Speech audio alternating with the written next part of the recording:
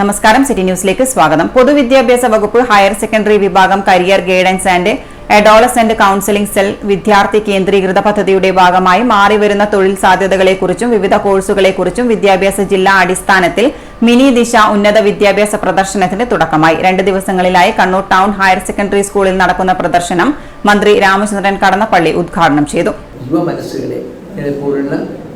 ഈ മഹാരാജ്യത്തിന്റെ ഭാവി വാഗ്ദാനങ്ങളായ നിങ്ങളാണ് ഈ രാജ്യത്തിന്റെ മൂലധന നിക്ഷേപം.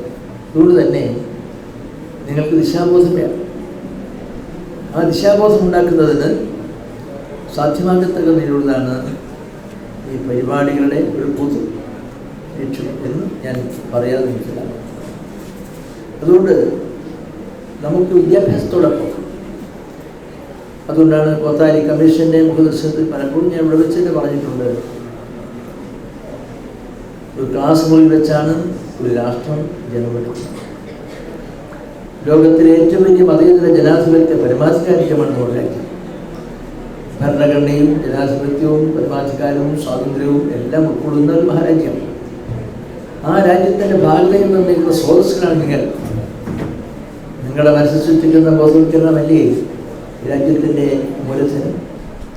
അത് നിങ്ങൾ നേരായ മാർഗത്തോട് സഞ്ചരിക്കും, ദിശാബോധത്തോടുകൂടി പ്രവർത്തിക്കണം, ലക്ഷ്യബോധത്തോട് പ്രവർത്തിക്കണം.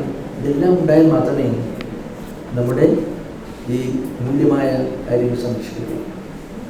കേന്ദ്ര സംസ്ഥാന സർക്കാരുകളുടെയും പൊതുമേഖലാ സ്ഥാപനങ്ങളുടെയും സ്റ്റാളുകൾ പ്രദർശനത്തിലുണ്ട്. വിദ്യാർത്ഥികളുടെ അഭിരുചി മനസ്സിലാക്കുന്നതിനായി പൊതുവിദ്യാഭ്യാസ വകുപ്പ് ഹയർ സെക്കൻഡറി വിഭാഗം career guidance and adolescent counselling cell പ്രത്യേകമായി തയ്യാറാക്കിയ തികച്ചും സൗജന്യമായ കേഡാറ്റ് പരീക്ഷയിൽ പങ്കെടുക്കാൻ കുട്ടികൾക്ക് അവസരവുമുണ്ട്.